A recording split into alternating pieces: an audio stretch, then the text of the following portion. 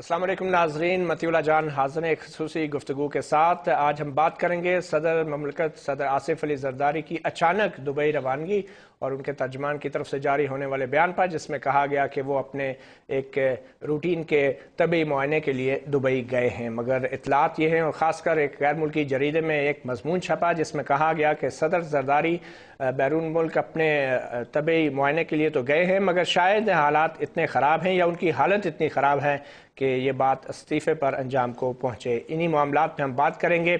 ये पहली बार नहीं कि सदर ज़रदारी दुबई गए हैं, मगर ये पहली बार ज़रूर है कि उनके दुबई के दौरे पर ख़ास तवज्जो दी जा रही है। इसका पस मंज़र वो मेमो गेट है जिसको मीडिया ने मेमो गेट का नाम दिया, वाटर गेट से मुंसलिक करके, जिसमें ये इल्ज़ाम लगा था कि सदर ज़रदारी भी वो अहम किरदार हैं मेमो गेट स्कैंडल में, जिसमें मुबैना तौर पर उनके कहने पर उनके अमरीका में सफ़ीर हुसैन हक्कानी ने अमरीकी इंतज़ामिया को एक मेमो के ज़रिए खुफिया ख़त के ज़रिए कहा था कि पाकिस्तान की फ़ौज पर अपना कंट्रोल बढ़ाने के लिए अमरीकी फ़ौज जो है वो दबाव डाले। हमारे साथ आज स्टूडियो में मौजूद हैं सीनियर कानूनदान अतर मनल्ला साहब, और उनके साथ तशरीफ़ फरमा हैं अंसार अब्बासी, सीनियर सहाफ़ी हैं, एडिटर इन्वेस्टिगेशन हैं द न्यूज़ में। अतर मनल्ला साहब, ये आज जो मेमो गेट के पस मंज़र में अचानक सदर ज़रदारी का दौरा जो इतना अहम हो गया है, तो आपके ख्याल में इस दौरे की क्या ख़ास बात थी? क्या इसका ताल्लुक कोई मेमो गेट से भी हो सकता है किसी भी सूरत में?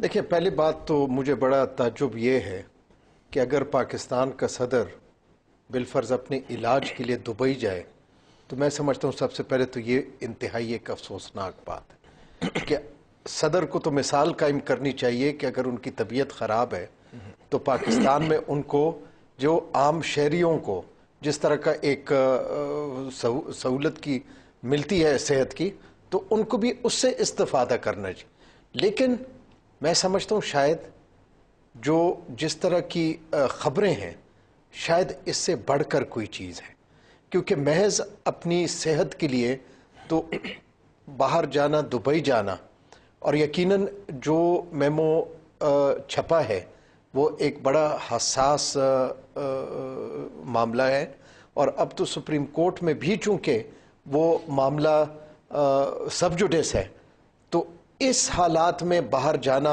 वो भी एक सदर का, सुप्रीम कमांडर जो अपने आप को कहते हो, मैं समझता हूँ ये बहुत ही तशवीश की बात है, बहुत ही अफसोसनाक। आप बतौर कानूनदान ये समझते हैं कि सदर पे भी हुसैन हक्कानी की तरह मुल्क छोड़ने पे पाबंदी लग जानी चाहिए थी? नहीं जी, देखें, मैं आपको कह रहा हूँ, एक अगर पाकिस्तान का सदर अपने मुल्क में अपना इलाज न कर सके तो मैं तो बहैसियत पाकिस्तानी पहले उधर से शुरू करूँ। मगर ये पहली बार तो नहीं है ना, वो 3 स्टंट उनके करीबी ज़राए बताते हैं कि उनके दिल में पहले 3 स्टंट डल चुके हैं, तो ये पहला दौरा तो नहीं है बाहर अपने इलाज के लिए, और बहुत सारे लोग जाते रहे। अब इसको क्यों इशू बनाया जा रहा है? अंसार अब्बासी साहब, आपके ख्याल में अतर मनल्ला साहब सही कह रहे हैं, इलाज यहाँ पे होना चाहिए था?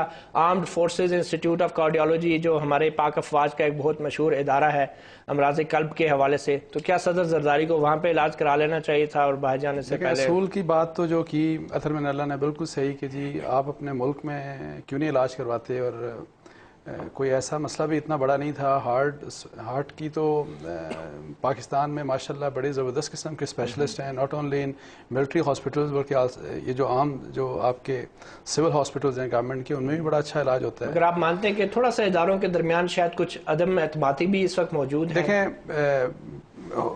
डेफिनेटली होगी, बिकॉज देखें एक बैकग्राउंड है, जिस तरह मेमो गेट और NRO के दो, मेरा ख्याल है ये 2 बहुत बड़े प्रेशर्स थे प्रेसिडेंट ज़रदारी साहब के ऊपर। और फिर मेरे लिए जो सबसे बड़ी हैरानगी की बात, और जिस वजह से तमाम लोग ये इशू, हालांकि आमतौर पे इशू बनना नहीं चाहिए था, प्रेसिडेंट जा सकते हैं, इलाज के लिए भी जा सकते हैं, ये इसलिए बना कि एक तो बैकग्राउंड हो गया मेमो गेट और NRO का।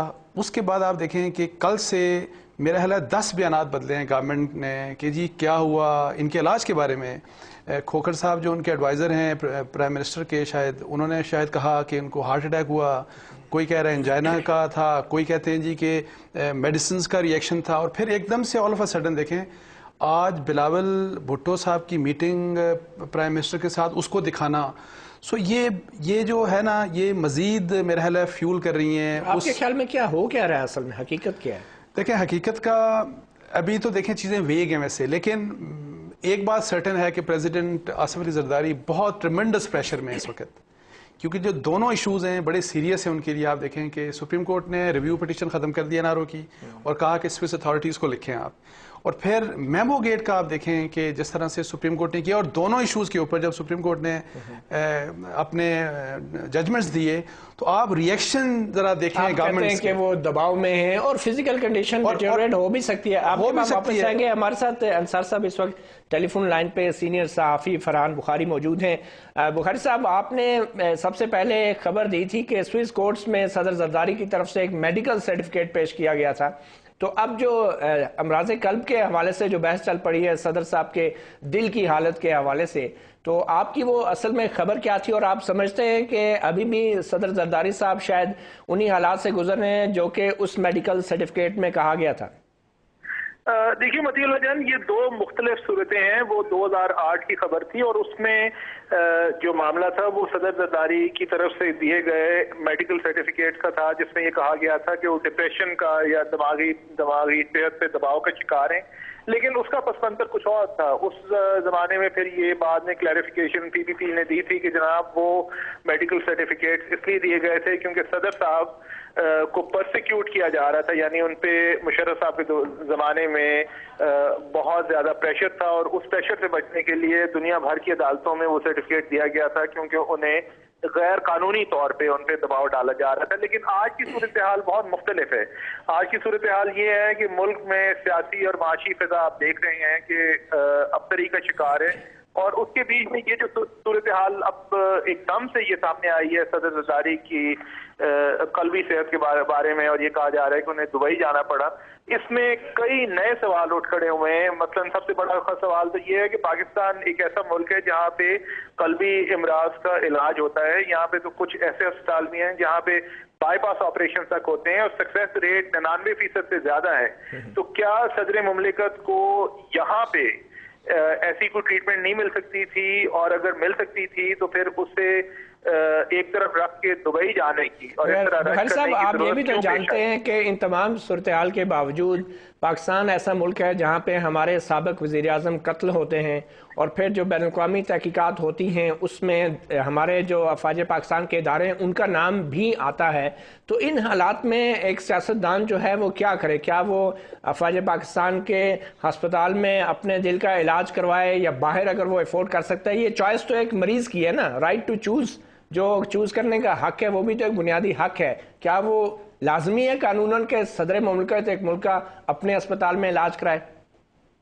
بھائی دیکھیں, بات یہ ہے کہ اگر صدر مملکت کو پاکستان میں جو فیسلٹیز موجود ہیں اگر ان پہ ہی اعتبار نہیں ہے تو پھر وہ صدر مملکت کس کام کا, وہ تو ایک علیحدہ بحث ہے. نہیں, ویسے تو ہمارے جو وزراء ہیں پچھلے 24 گھنٹے سے جو خبریں آ رہی ہیں کہ اتنی سیریس کنڈیشن تھی کہ انہیں دبئی جانا پڑا, انہیں ایئر لفٹ کیا گیا, انہیں ایک ایئر ایمبولینس میں دبئی لے جایا گیا, ایک جہاز میں جو کہ میڈیکل فیسلٹیز سے اکوپڈ تھا. اگر یہ سب کچھ اہتمام ہوا تو کوئی نہ کوئی بڑی بات ہوگی تو ہوا نا. بخاری صاحب, آپ ہمارے ساتھ رہے گا. انصار واجد صاحب بھی ہمارے ساتھ موجود ہیں.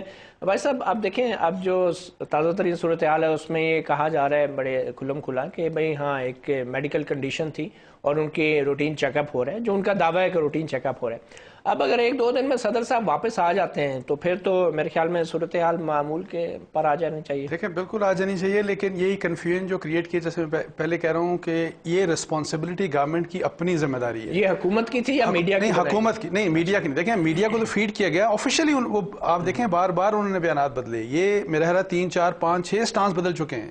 آپ ان کا ایڈوائزر کچھ اور کہتے ہیں, پریزیڈنسی نے کچھ اور کہا, پھر دوبارہ پریزیڈنسی نے کچھ اور کہا. ایڈوائزر خیر ڈاکٹر تو نہیں ہے, مصطفیٰ نواز کھوکھر صاحب تو ڈاکٹر نہیں ہے, لیکن پھر بھی ایڈوائزر کی طرف سے یہ بات آنا کہ ان کو ہارٹ اٹیک ہوا ہے تو ظاہر ہے اس کا مطلب ہے اس کے پاس کوئی انفارمیشن ہوگی. کوئی انجائنا کا کہہ رہا ہے, پھر PM ہاؤس بالکل ڈفرنٹ بات. آپ یہ سمجھ رہے ہیں کہ یہ بھی ایک کارڈیو گیٹ اسکینڈل ہے, بنایا گیا اس کو. دیکھیں کویسچنز ریز ہو گئے ہیں, ظاہر ہے اس بات میں سیریسنس آ گئی ہے. ہو سکتا ہے کچھ بھی نہ ہو, لیکن اس بات میں سیریسنس آ گئی ہے ایک بہت سنگین قسم کی. لیکن جیسے میں پہلے کہہ رہا تھا کہ اس معاملے میں بھی کوئی تحقیقات ہونی چاہیے آپ کے خیال میں؟ دیکھیں تحقیقات تو یہ تو انہی کا کام ہے, وہ جن معاملات میں تحقیقات ہونی چاہیے وہاں پہ نہیں کروا رہے, تو اس میں تو تحقیقات. صاحب آپ دیکھیں صورتحال تو آپ کے سامنے ہے. قانونی پوزیشن کیا ہے کہ اگر ایک صدر مملکت جو ہے بیمار ہوتا ہے, طبیعت ناساز ہوتی ہے, کچھ لمبے عرصے کے لیے ملک چھوڑ دیتے ہیں, اور اگر دوبارہ وہ جسمانی طور پہ اس قابل نہیں ہوتا کہ وہ اپنے جو ہے فرائض سر انجام دے سکے، تو آئین کیا کہتا ہے کہ اس کی جگہ متبادل کیسے آتا ہے، کیا سسٹم کیا ہے؟ دیکھیں جی، آئین کا آرٹیکل 47 ہے، لیکن فرحان بخاری صاحب کی میں بات اٹھاتا ہوں کہ اگر انہوں نے اس وقت یہ سرٹیفکیٹ خود دیے تھے کہ وہ ذہنی طور پہ اس قابل نہیں ہے، تو اس کے دو ہی آپ اخذ کر سکتے ہیں نتیجے. ایک یہ کہ انہوں نے عدالت سے جھوٹ بولا، اور دوسرا یہ کہ وہ واقعی ذہنی مریض ہیں. تو دونوں صورتوں میں وہ صدارت کے عہدہ رکھنے کے اہل نہیں ہے. اچھا صاحب، ایسے تو جھوٹے سرٹیفکیٹ آپ وکیل لوگ روزانہ پیش کرتے ہیں عدالتوں میں. آپ سے اسی بات پہ گفتگو جاری رکھیں گے، ایک چھوٹی سی بریک کریں گے. میں نے آج تک کبھی جھوٹا ٹھیک ہے، آپ نے کر دیا، لیکن آپ جانتے ہیں ہماری عدالتوں میں کون سے سرٹیفکیٹ پیش ہوتے ہیں. ایک چھوٹی سی بریک لیتے ہیں اور بریک کے بعد اپنی گفتگو جاری رکھیں گے. فرحان بخاری صاحب بھی ہمارے ساتھ ٹیلی فون لائن پہ موجود ہیں اور بخاری صاحب سے بھی بات کریں گے.